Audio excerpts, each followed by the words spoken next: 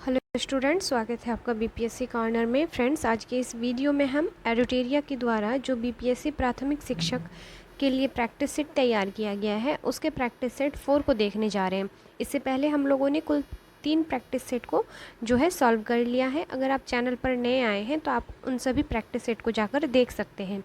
और एक बात बता दूं फ्रेंड्स, अगर आप नए हैं चैनल पर तो आपको मेरे चैनल पर और भी कई प्रकाशन के प्रैक्टिस सेट मिल जाएंगे जो आपके जो 7th फेज़ के लिए काफ़ी इंपॉर्टेंट है। प्लस प्रीवियर ईयर क्वेश्चन भी हम लोगों ने करवा के रखा हुआ है।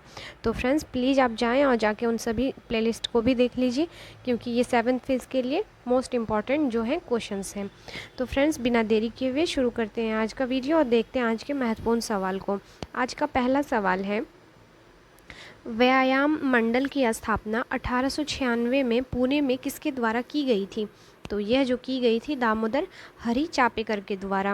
व्यायाम मंडल की स्थापना पुणे में 1896 ईस्वी में जो है चापेकर भाइयों दामोदर हरी चापेकर और बालकृष्ण हरी चापेकर के द्वारा की गई थी। और ये लोग जो थे भारतीय क्रांतिकारी थे जो पुणे के ब्रिटिश प्लेग आयुक्त WC रैंड की हत्या में शामिल थे। अगला सवाल है, बिहार विद्यापीठ की स्थापना हुई थी? तो इसकी स्थापना 6 फरवरी 1921 में हुई थी। ऑप्शन ए इसका राइट आंसर हो जाएगा। और महात्मा गांधी ने मौलाना मजरुल हक को बिहार विद्यापीठ का जो है पहला कुलपति और ब्रजकिशोर प्रसाद को उप कुलपति और डॉक्टर राजेंद्र प्रसाद को जो है प्राचार्य बनाया था। अगले सवाल को देख लेते हैं। अगला सवाल है, 1817 ईस्वी का पाइक विद्रोह निम्न में से किस स्थान पर हुआ था? तो यह हुआ था उड़ीसा में। ऑप्शन जो सी हो जाएगा इसका राइट आंसर हो जाएगा। पाइक विद्रोह जो है 1817 में उड़ीसा में अंग्रेज़ों के खिलाफ एक सशस्त्र विद्रोह था और इसका नेतृत्व जो है बख्शी जगबंधु पूर्व बख्शी या खुर्दा के राजा की सेना के कमांडर ने किया था। अगले सवाल को देख लीजिए। निम्नलिखित में किसने 1875 ईस्वी में कलकत्ता में इंडियन लीग की स्थापना की थी? तो यह जो करने वाले थे शिशिर कुमार घोष। Option B. 1875 ईस्वी में लोगों में राष्ट्रवाद की भावना को जगाने के उद्देश्य से जो है शिशिर कुमार घोष ने इंडियन लीग की शुरुआत की थी। अगला सवाल है, किस मुगल बादशाह ने इजारा प्रणाली की शुरुआत की थी? तो यह हो जाएंगे जहांदर शाह। ऑप्शन जो डी हो जाएगा इसका राइट आंसर हो जाएगा।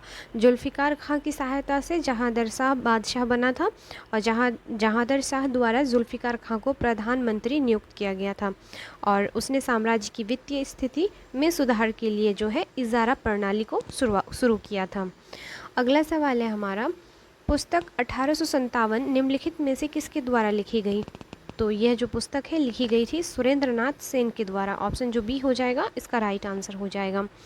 नेक्स्ट देख लेते हैं हम अगले सवाल को। स्वतंत्रता आंदोलन के दौरान दिल्ली घोषणा पत्र कब जारी किया गया था? तो यह घोषणा पत्र 1929 ईस्वी को जारी किया गया था। 2 नवंबर 1929 को देश के प्रमुख नेताओं का एक सम्मेलन बुलाया गया था और इस सम्मेलन के अंत में एक घोषणा पत्र जारी किया गया था जिसे दिल्ली घोषणा पत्र के नाम से जो हम जानते हैं। अगले सवाल को देख लेते हैं। वर्ष 1916 में भारतीय महिला विश्वविद्यालय की स्थापना किसने की थी? तो 1916 में यह जो की गई थी D.K. कर्वे के द्वारा। 1916 ईस्वी में प्रोफेसर D.K. कर्वे ने भारतीय महिला विश्वविद्यालय की स्थापना की थी और यह महिला शिक्षा की दिशा में मील का पत्थर साबित हुआ था। और यह जो D.K. कर्वे हैं विधवा पुनर्विवाह से भी जो है जुड़े हुए थे। नेक्स्ट देख लेते हैं हम अगले सवाल को। महात्मा गांधी और जवाहरलाल नेहरू की पहली मुलाकात हुई थी? तो पहली मुलाकात लखनऊ सत्र 1916 में हुई थी। ऑप्शन ए इसका राइट आंसर हो जाएगा। नेक्स्ट सवाल है हमारा, इंडिया डिवाइडेड पुस्तक किसने लिखी थी? तो इंडिया डिवाइडेड के जो लेखक हैं doctor Rajendra Prasad. Option b इसका राइट आंसर हो जाएगा। उनके द्वारा अन्य पुस्तकों को भी अगर आप याद रख सकते हैं तो रख सकिएगा। महात्मा गांधी और बिहार, कुछ यादें, चंपारण में सत्याग्रह, आत्मकथा, भारत का विभाजन, आज़ादी के बाद, ये जो कुछ पुस्तकें हैं डॉक्टर राजेंद्र प्रसाद के द्वारा लिखी गई हैं। अगले सवाल को देख लेते हैं। अगला सवाल है हमारा,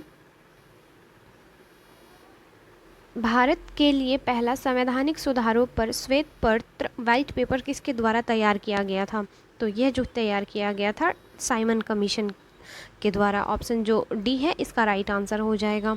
नेक्स्ट सवाल है हमारा, सहायक गठबंधन प्रणाली के उपयोग को किसने तैयार और परिपूर्ण किया था?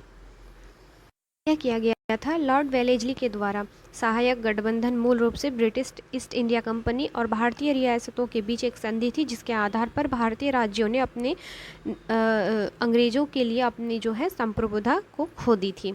अगला सवाल है हमारा, हंटर कमीशन की रिपोर्ट में किस क्षेत्र पर विशेष बल दिया गया था? तो इस रिपोर्ट पर जो है प्राथमिक शिक्षा पर विशेष बल दिया गया था और यह जो है 1882 से 83 में जो है इसका गठन किया गया था। याद रखिएगा फ्रेंड्स, काफ़ी इंपॉर्टेंट क्वेश्चन है। नेक्स्ट देख लेते हैं हम अगले सवाल को। अगला सवाल है हमारा, महात्मा गांधी द्वारा सविनय अवज्ञा आंदोलन किस वर्ष शुरू किया गया था? तो यह जो हो जाएगा 1930 ईस्वी में सविनय अवज्ञा आंदोलन गांधी जी के द्वारा शुरू किया गया था, जिसको प्रसिद्ध दांडी मार्च भी कहा जाता है। अगले सवाल को देख लेते हैं, दूसरे गोलमेज सम्मेलन के समय निम्नलिखित में कौन भारत का वाइसरॉय था? तो दूसरे गोलमेज सम्मेलन के समय जो है भारत का वाइसरॉय हो जाएगा option b, Lord Wellington. Option b इसका राइट आंसर हो जाएगा। अगला सवाल है, निम्नलिखित में कौन सी घटना पहले हुई थी? तो ऑप्शंस के अकॉर्डिंग हमारा आंसर आ जाएगा, सबसे पहली घटना जो हुई थी लखनऊ समझौता, जो कि 1916 ईस्वी को हुआ था। वही साइमन कमीशन का बहिष्कार अगर आप देखें तो ये काफ़ी फेमस है। तो 1928 को गांधी इरविन पैक्ट हुआ था 1931 में, और वहीं खिलाफत आंदोलन का शुरुआत जो है 1917 में। तो इसका राइट आंसर हो जाएगा, सबसे पहली वाली घटना जो है लखनऊ समझौता हो जाएगा। नेक्स्ट देख लेते हैं हम अगले सवाल को, अस्पृश्यता की बुराई के उन्मूलन के लिए अस्पृश्यता विरोधी लीग की स्थापना किसने की थी? तो इस लीग की जो स्थापना है यह किया गया था ऑप्शन डी, महात्मा गांधी के द्वारा। और यह जो किया गया था महात्मा गांधी के द्वारा 1932 में अखिल भारतीय अस्पृश्यता विरोधी लीग की स्थापना की गई थी। नेक्स्ट सवाल को देख लेते हैं हम, भूदान आंदोलन किसके द्वारा शुरू किया गया था? तो यह किया गया था विनोबा भावे के द्वारा। 1951 में तेलंगाना के पोचमपल्ली गांव के हरिजनों ने उनसे जो है जीवन यापन करने के लिए लगभग 80 एकड़ ज़मीन प्रदान करने का जो है अनुरोध किया था, और यह भूदान आंदोलन, भूमि उपहार का आंदोलन जो है यहीं से शुरुआत होता है। अगले सवाल को देख लेते हैं हम, अंग्रेज़ों के खिलाफ भारतीय नौसेना विद्रोह किस वर्ष हुआ था? तो यह जो आंदोलन है 1946 की महत्वपूर्ण घटना है। याद रखिएगा, रॉयल नेवी विद्रोह या जिसे रॉयल इंडियन नेवी रिवॉल्ट भी कहा जाता है, 18 फरवरी 1946 को अंग्रेज के खिलाफ रेटिंग्स और नाविकों द्वारा बॉम्बे बंदरगाह पर शुरू किया गया था। नेक्स्ट देख लेते हैं हम अगले सवाल को। हमारा अगला सवाल है, निम्न में से कौन सा कथन असत्य है? तो जो कथन इसमें असत्य हो जाएगा वह हो जाएगा ऑप्शन डी, हड़प्पा सभ्यता के बर्तनों पर केवल काले रंग से चित्रकारी की गई थी। यह जो कथन है यह गलत है, क्योंकि चित्रकारी के लिए हड़प्पा सभ्यता में जो है लाल एवं काले रंग का प्रयोग किया था, लाल एवं काले रंग का। तो यह जो ऑप्शन है यह गलत हो जाएगा।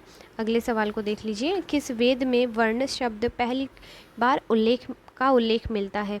तो वर्ण शब्द का सबसे पहले जो उल्लेख मिलता है यह ऋग्वेद में मिलता है। ऑप्शन सी इसका राइट आंसर हो जाएगा। अगला सवाल है, राजधानी को पाटलिपुत्र से वैशाली किसने स्थानांतरित किया था? तो यह किया गया था शिशुनाग के द्वारा। जो मगध के लोगों ने नागदशक के शासनकाल के दौरान विद्रोह किया और शिशुनाग नामक एक अमात्य को राजा के रूप में नियुक्त किया गया, और शिशुनाग वंश जो है 413 ईस्वी पूर्व से 345 ईसा पूर्व तक चला था।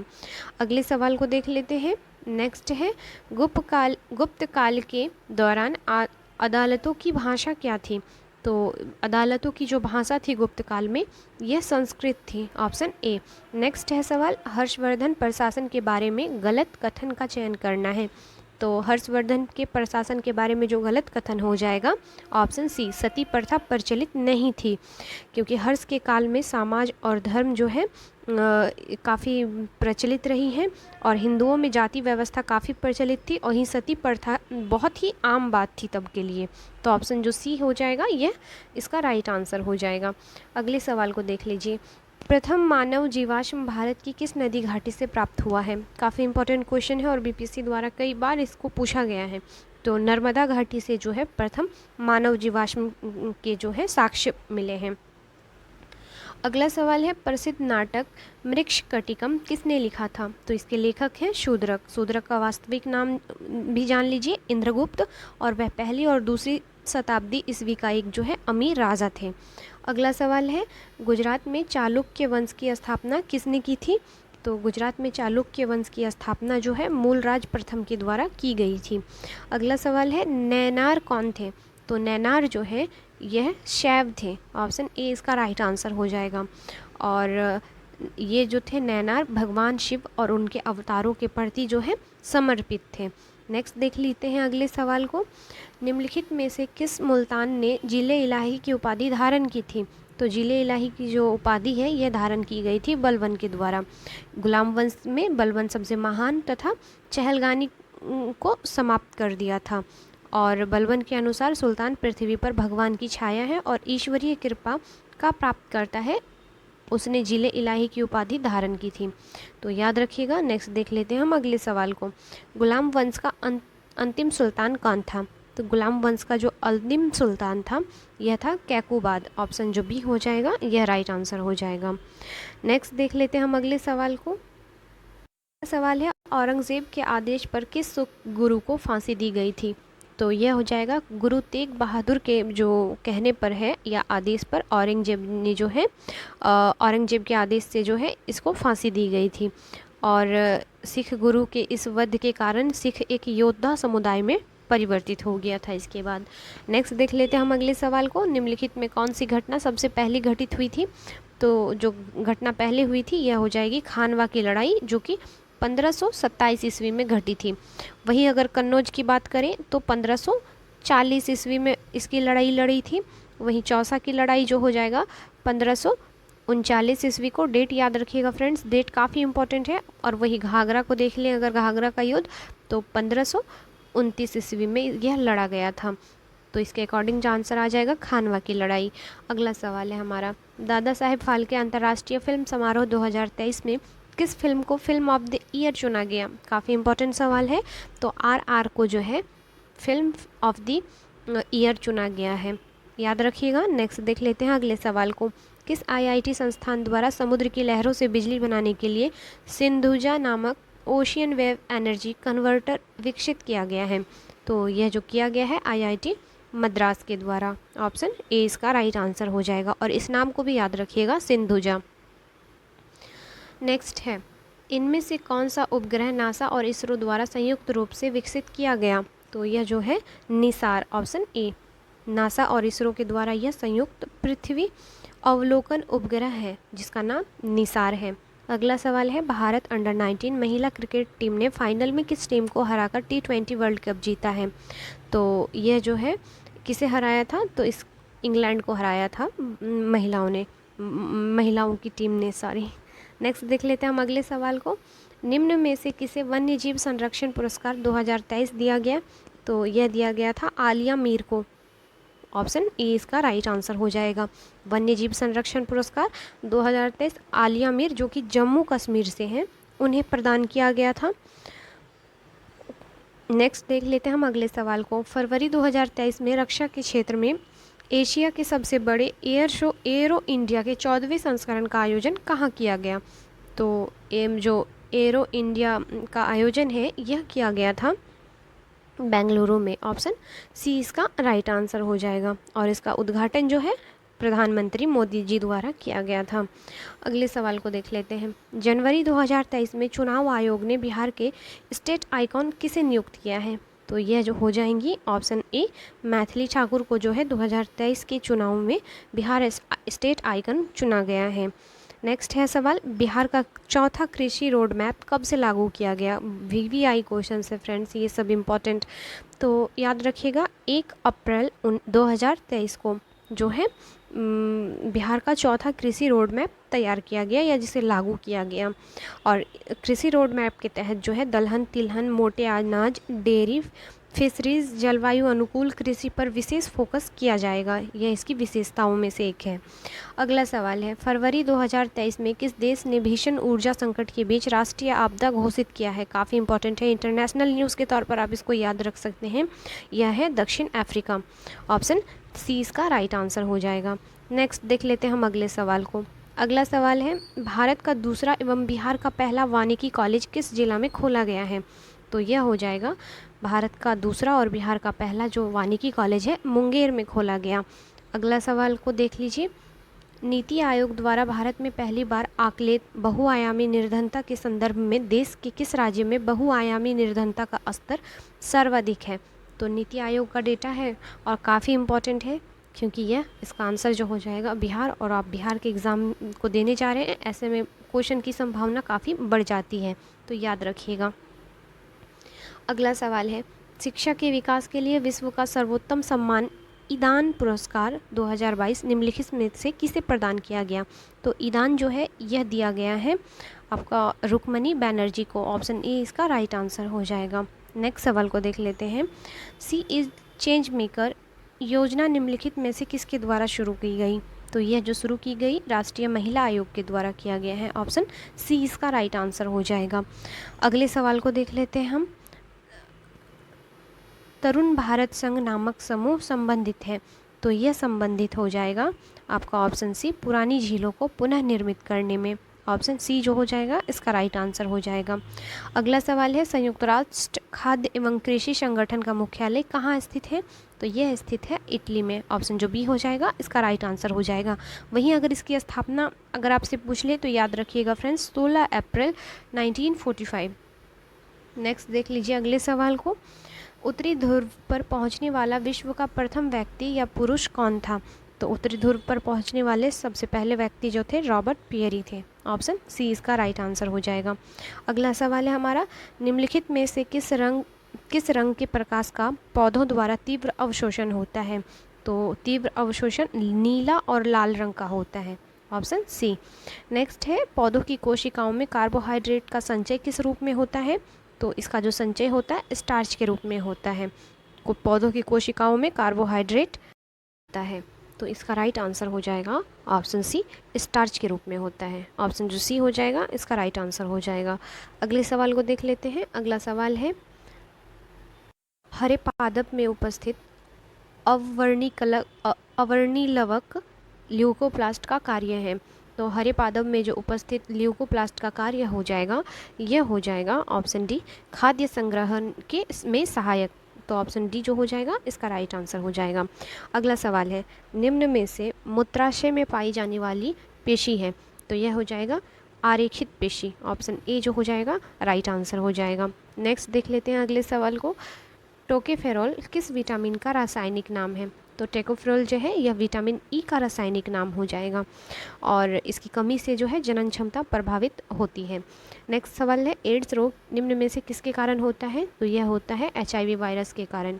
अगले सवाल को देख लीजिए, मनुष्य की आमाशय की दीवार से स्रावित होती है। तो आमाशय की दीवार से जो स्रावित होती है यह जठर रस होती है, और जठर रस में HCl, पेप्सिनोजेन, रेनिन और लाइपेज होते हैं।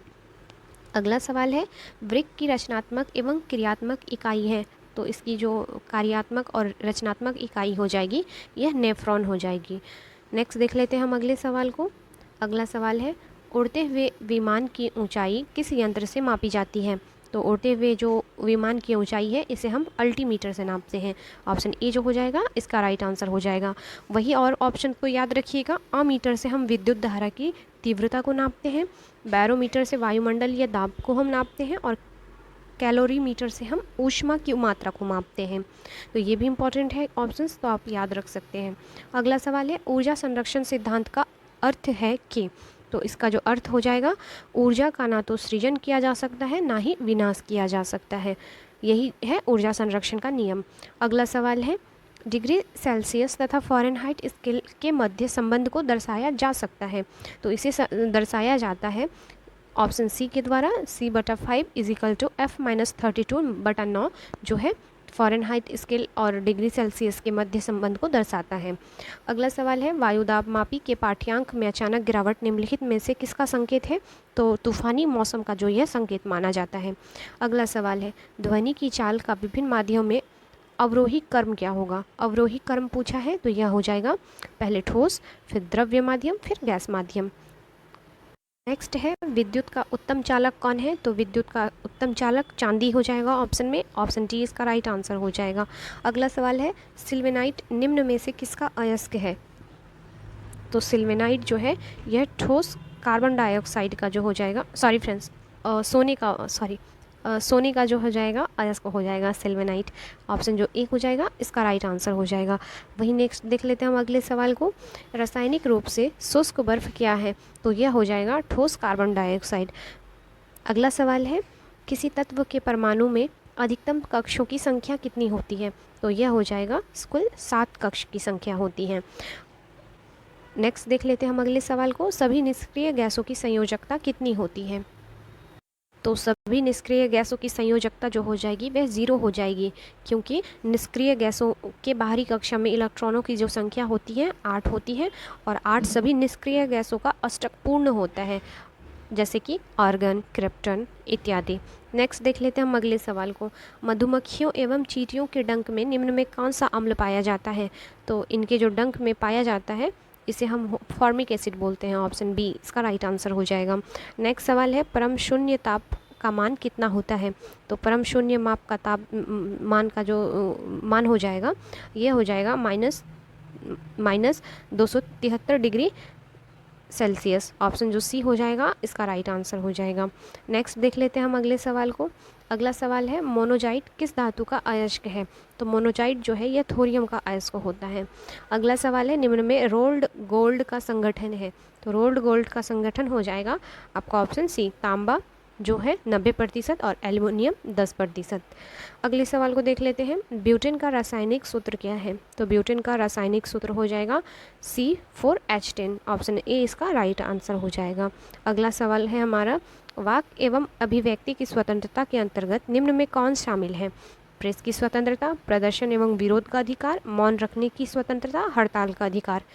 तो अभिव्यक्ति की स्वतंत्रता के अंतर्गत जो शामिल हो जाएंगे ये हो जाएंगे 1, 2 और 3। ऑप्शन 1, 2 और 3।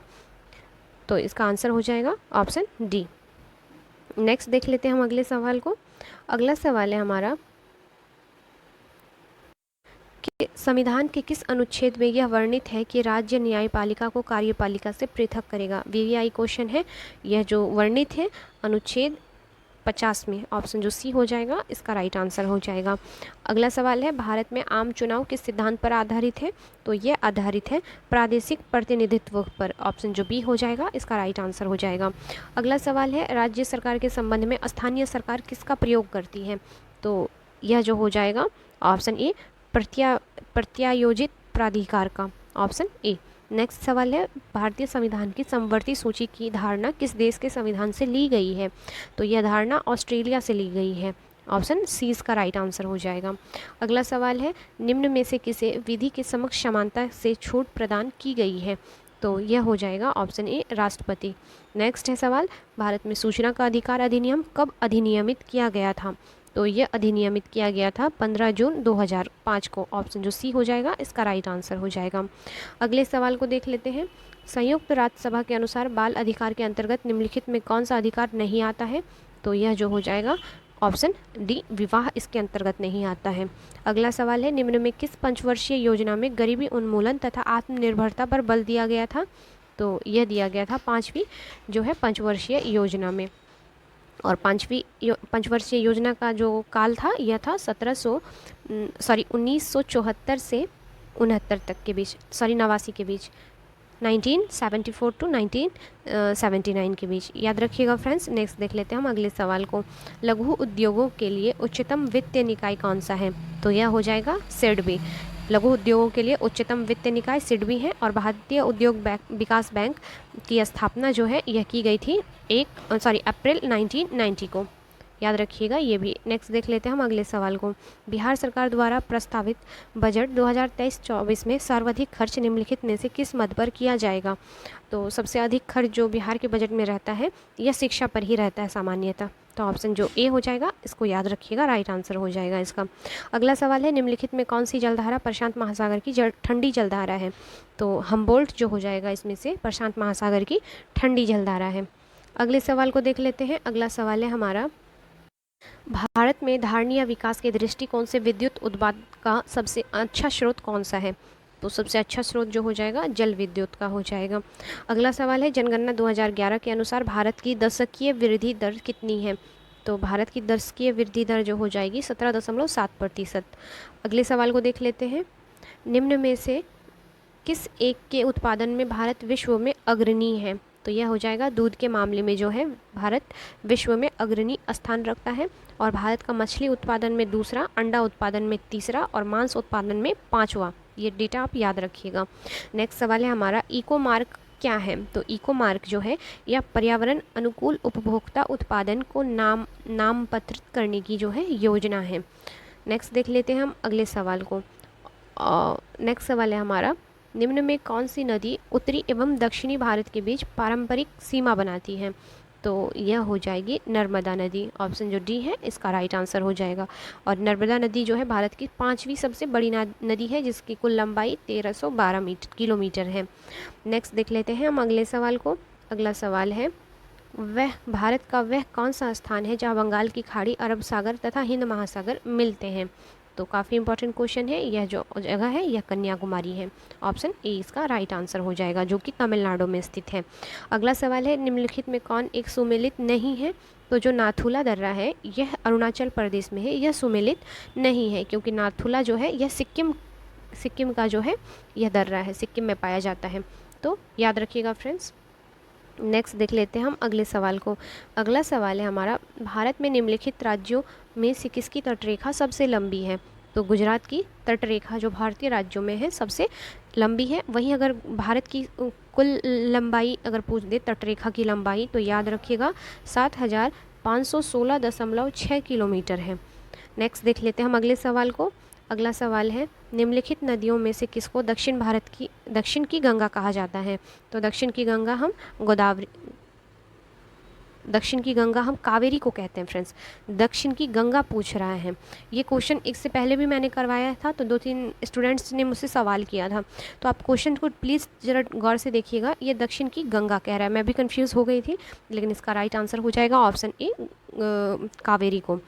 लेकिन जो है NCERT के अकॉर्डिंग जो इसका आंसर दिया गया है, गोदावरी को दक्षिण की गंगा कहा जाता है। और उत्तर प्रदेश लोक सेवा जो आयोग है इसके आंसर को ए माना था, तो ऑप्शन जो ए हो जाएगा उसके अकॉर्डिंग राइट आंसर हो जाएगा। वहीं NCERT में यह दिया गया है गोदावरी। तो आप दोनों फैक्ट याद रखिएगा फ्रेंड्स। अगर क्वेश्चन में ई ऑप्शन आता है तो मैं आपको प्रेफर करूँगी कि आप ई को ही लगा दीजिएगा, अगर दोनों ऑप्शन होता है इन केस तो याद रखिएगा। नेक्स्ट देख लेते हैं हम अगले सवाल को। निम्नलिखित में कौन सी फसल मृदा को नाइट्रोजन से भरपूर कर देती है? तो यह हो जाएगा मटर। मटर जो है दलहनी फसलें होती हैं, और यह वायुमंडलीय नाइट्रोजन स्थिरीकरण के द्वारा मृदा को नाइट्रोजन से भरपूर कर देती है। नेक्स्ट देख लेते हैं हम अगले सवाल को। संसार का सबसे बड़ा मरुस्थल है? तो संसार का जो सबसे बड़ा मरुस्थल है यह हो जाएगा सहारा। यह विश्व का सबसे बड़ा जो है मरुस्थल है, और नासा के नवीनतम आंकड़ों के अनुसार जो है उत्तरी अफ्रीका में स्थित इस शुष्क मरुस्थल का कुल क्षेत्रफल जो है 3.6 मिलियन वर्ग मील माना गया है। नए डेटा के अकॉर्डिंग याद रखिएगा 3.6 मिलियन वर्ग मील। नेक्स्ट देख लेते हैं अगला सवाल है, निम्नलिखित में किस एक देश में पंपास के घास के मैदान स्थित हैं? तो यह जो पंपास का घास का मैदान है यह अर्जेंटीना में स्थित है। अगला सवाल है, जैव विविधता के संदर्भ में भारत में निम्नलिखित में कौन सा क्षेत्र हॉट स्पॉट माना जाता है? तो हॉट स्पॉट हो जाएगा अंडमान निकोबार द्वीप समूह। हॉट स्पॉट शब्द का सर्वप्रथम प्रयोग भी जान लीजिए किसने किया था? तो यह नॉर्मन मायर्स ने 1988 में किया था। और हॉट स्पॉट ऐसे स्थान को कहा जाता है जहाँ पर प्रजातियों की प्रचुरता स्थानिक प्रजातियों की अधिकता से अधिक पाई जाती है। नेक्स्ट देख लेते हैं हम अगले सवाल को। अगला सवाल है निम्नलिखित महाद्वीपों में से किसमें देशों की संख्या अधिकतम है। कल भी ये क्वेश्चन शायद आपके प्रैक्टिस सीट में पूछा था, तो यह हो जाएगा सबसे अधिक जो देश वाला महाद्वीप है यह हो जाएगा आपका अफ्रीका, जिसमें कुल 54 कंट्रीज़ आते हैं। वहीं एशिया की बात करें तो 48, यूरोप की बात करें तो 49, वहीं दक्षिण अमेरिका की बात करें तो 12। नेक्स्ट देख लेते हैं हम अगले सवाल को। निम्नलिखित वृक्षों में कौन पारिस्थितिकी मित्र नहीं है। तो जो पारिस्थितिकी का मित्र नहीं है यह यूकेलिप्टस को माना जाता है, क्योंकि इसकी जो जल ग्रहण शक्ति है काफ़ी अधिक है, जिसके कारण इसको पर्यावरण का शत्रु घोषित किया गया है। नेक्स्ट देख लेते हैं हम अगले सवाल को। निम्नलिखित ऊर्जा में कौन सी जैविक मात्रा में सर्वाधिक उपयोग की जाती है। तो ऊर्जा में कौन सी जैविक मात्रा सर्वाधिक उपयोग की जाती है, तो यह हो जाएगा सौर ऊर्जा, ऑप्शन बी। नेक्स्ट और आखिरी सवाल है निम्नलिखित ईंधनों में कौन सा न्यूनतम पर्यावरणीय प्रदूषण उत्पन्न करता है। तो सबसे अधिक जो प्रदूषण उत्पन्न करता है यह हो जाएगा हाइड्रोजन, ऑप्शन सी इसका राइट आंसर हो जाएगा। फ्रेंड्स वीडियो कैसा लगा प्लीज़ अपना फीडबैक दिया कीजिए। मिलते हैं नेक्स्ट वीडियो में, तब तक के लिए थैंक यू।